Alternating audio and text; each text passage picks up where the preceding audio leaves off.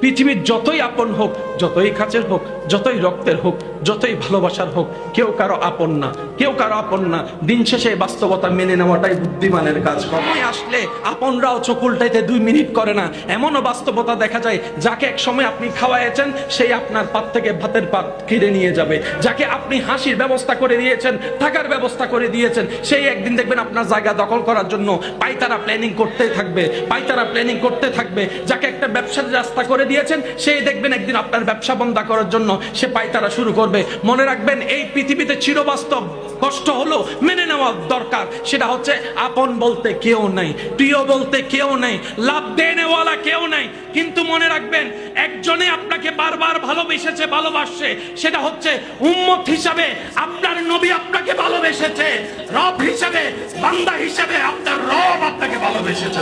হাজারো টেনশনের ভিতরে আপনার আমার জীবনে যাই ঘটেছে, যাই ঘটছে, যাই ঘটবে, সত্যি করে একটা কথা বলেন, ইমাম হুসাইন কারবালার ময়দানে যেই কষ্ট, যে পরীক্ষার সম্মুখীন হয়েছেন, সে কষ্টের সামনে আপনার আমার কষ্ট কোনো তিল পরিমাণও জায়গা আছে? ইমাম হুসাইন যে লেভেলের কষ্টের সম্মুখীন হয়েছেন, ওই কষ্টের সামনে আপনার আমার কষ্টের কোনো অস্তিত্ব? কিন্তু ইমাম হুসাইন বলে, তোমার চোখের সামনে সন্তান মারা যাবে, হা হুতাশ কইরো না, রবের উপর সন্তুষ্টি থেকে সবর করো, সবর করো।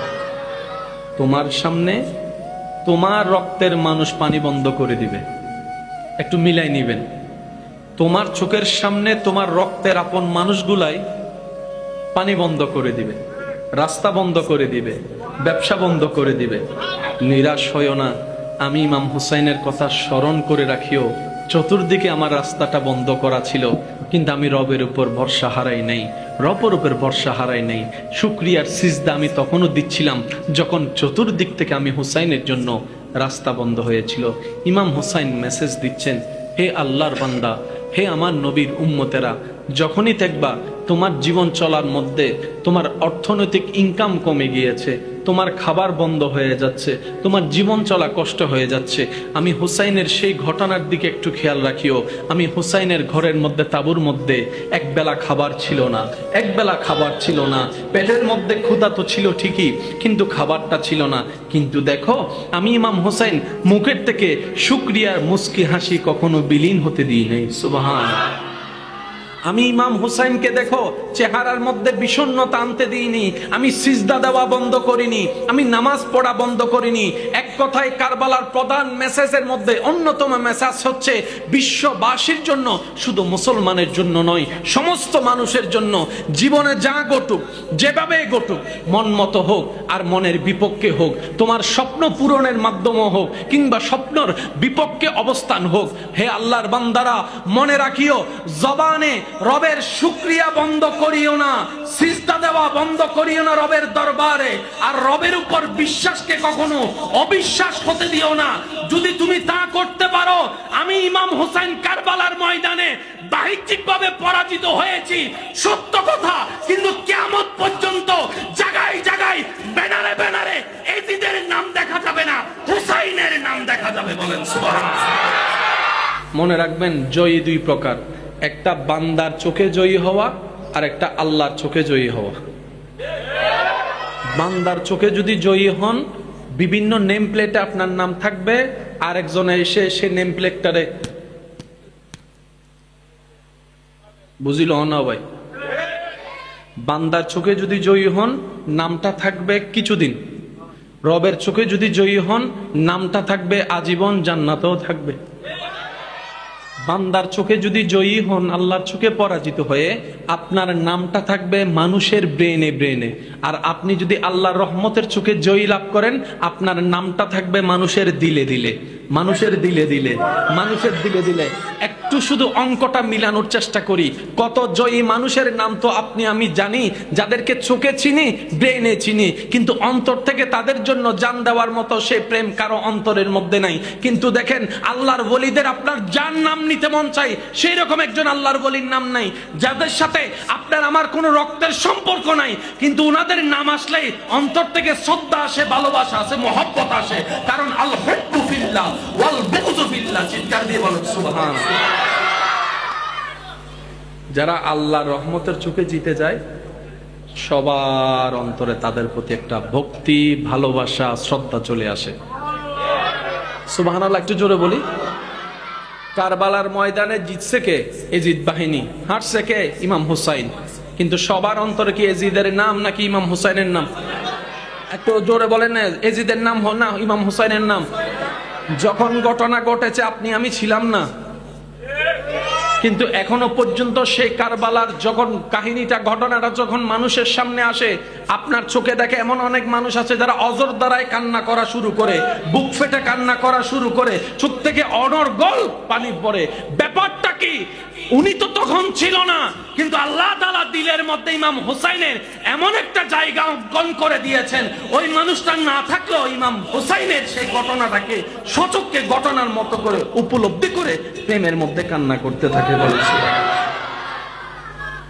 ইমাম হুসাইন শিক্ষা দিয়েছেন, যাই হোক নবীর প্রেম ছাড়া যাবে, যাই হোক আল্লাহর উপর বিশ্বাস ভরসা হারা যাবে, যাই হোক আল্লাহর উপর রাগ করা যাবে, যাই হোক আল্লাহর উপর নারাজ হওয়া যাবে, যাই হোক হতাশ হওয়া যাবে না।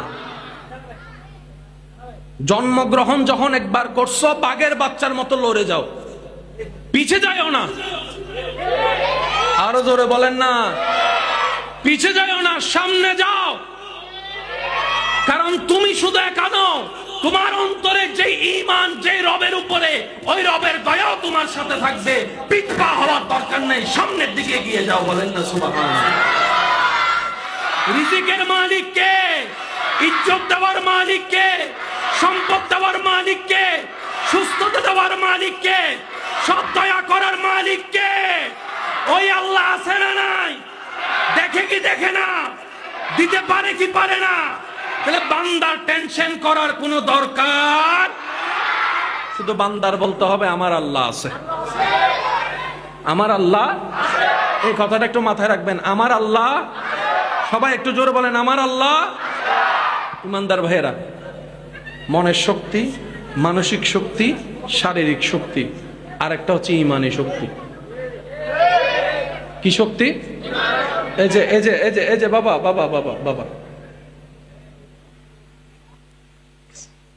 আমি আপনাদেরকে একটু প্র্যাকটিক্যাল দেখাতে চাচ্ছি। যার যত শক্তি আছে আমাকে একটু রিপ্লাই দিবেন, একবার বলেন সুবহানাল্লাহ। ভাই একটু মনোযোগ, এই যে মাশাআল্লাহ, তাক তাক বলবেন, শুনবেন, নিজের ভিতরটা একটু অনুভব করবেন। বলেন একবার সুবহানাল্লাহ। যুদ্ধে কাট, কাটলে যুদ্ধে কাট, কাটলে দাঁড়ানো অবস্থায় কাট, সিজদার মধ্যে কাটলি কেন? মুসলমান তো দাবি করস, সবকিছু বাদ দে, একজন নামাজির নামাজকে তো সম্মান কর, একজন নামাজির সিজদাকে তো সম্মান কর।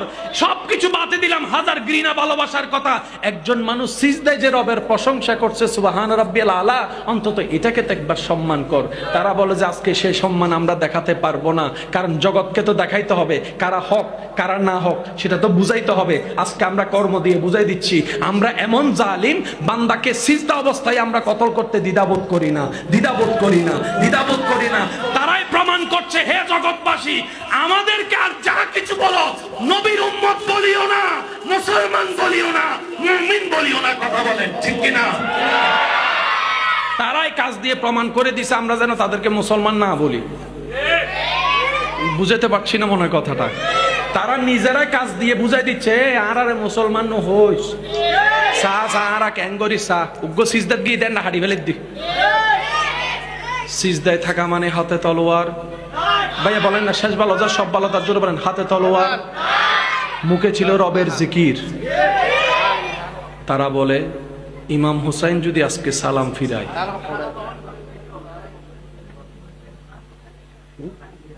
সমস্যা না না। ইমাম হুসাইনকে বলে, এজিদ বাহিনী বলে ইমাম হুসাইন যদি আজকে সালাম ফিরায়, আরেকবার তলোয়ার নেয়। কেন? যিনি মাঠে আছেন উনি জান্নাতের যুবকের দুই সর্দারের একজন। সুবহানাল্লাহ। যিনি মাঠে আছেন ওনার শরীরে প্রবাহমান নবী রাহমাতুল লিল আলামিনের রক্ত মোবারক। সুবহানাল্লাহ।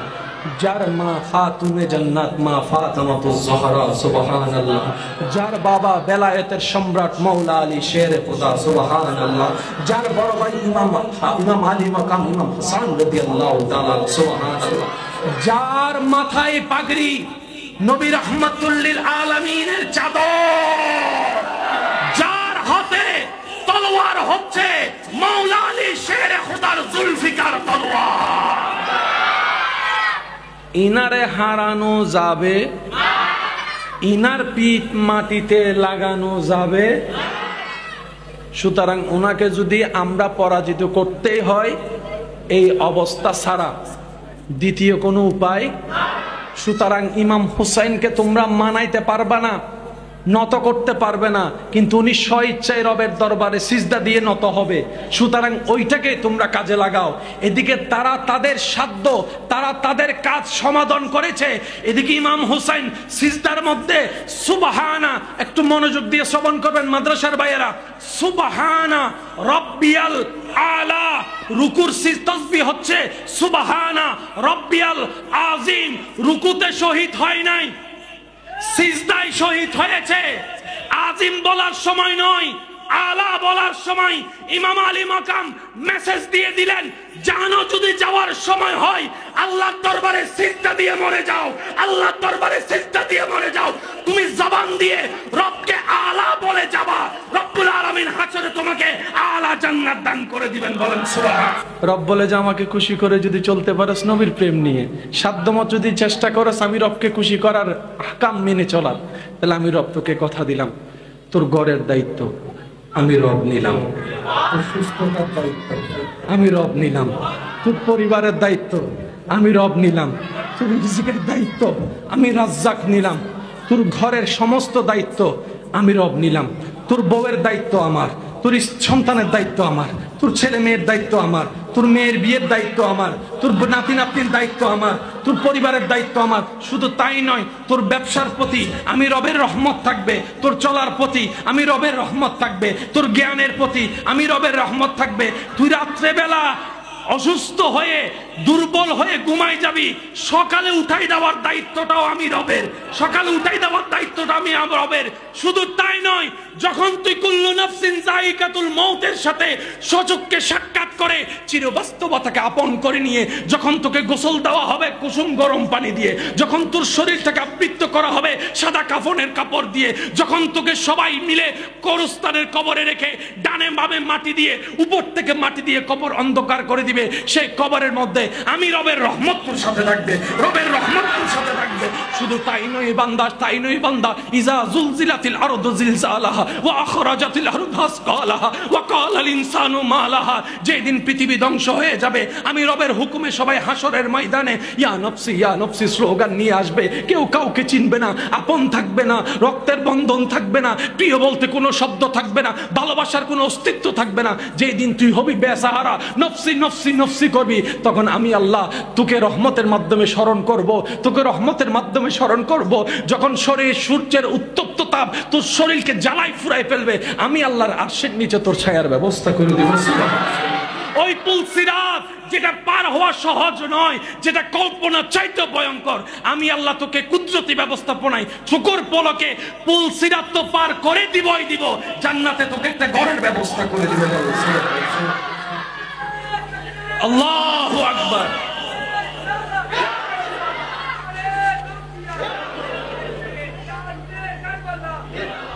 উচ্চ আওয়াজ একবার বলেন মারহাবা, আরেকটু জোরে বলেন না মারহাবা। আমি প্রশ্ন করব, আপনারা একটু দিল থেকে উত্তর দেওয়ার চেষ্টা করবেন। আমাদের একজন আল্লাহ আছে, আমাদের একজন রব আছে, আমাদের একজন প্রতিপালক আছে, আমাদের একজন মালিক আছে। তিনি সবকিছু দেখে, তিনি সবকিছু দেখে। আচ্ছা, তিনি সবকিছু শুনে, তিনি বান্দার ডাক শুনে, তিনি বান্দার মনের কষ্ট জানে, তিনি দিতে পারে। ওনার ভান্ডারে কোনো কমতি আছে? ওনার ভান্ডারে নাই বলতে কোনো শব্দ আছে? উনি দিতে কি কোনো কিপটামি করে? উনি দিতে কি কোনো আপন পর বিবেচনা করে? দেওয়ার ক্ষমতা আছে, বাহিরে দিতে পারে, ভিতরে দিতে পারে, পাহাড়ে দিতে পারে, সাগরে দিতে পারে, মাটির ভিতর দিতে পারে, হাসরে দিতে পারে। এমন একজন রব যার অন্তরে থাকে, তারা টেনশন কি? সেজন্য আপনার আমার হাজার কিছু থাকার পরও গুমের ওষুধকেও গুম হয় না টেনশনে। আর কারবালার ময়দানে ইমাম হোসেন সুন্দর করে ঘুমাচ্ছেন, আনন্দের সাথে ঘুমাচ্ছেন, শান্তির সাথে ঘুমাচ্ছেন। উনি বলে আমার রব আছে, রব আছে, রব আছে। যে এখান থেকে বলতে পারবে আমার একজন আছে, টেনশন নাই। যে ভয় সেই করে যার অন্তরে রবের ভয় নাই, তার দিল ভয়ে কাঁপে, সৃষ্টির ভয়ে। যার দিলে রবের ভয় নাই, আমি ইব্রাহিমের হৃদয়ে তো রবের ভয়ে ভরপুর, রবের ভয়ে ভরপুর, আমার হৃদয় তো রবের প্রেমে ভরপুর।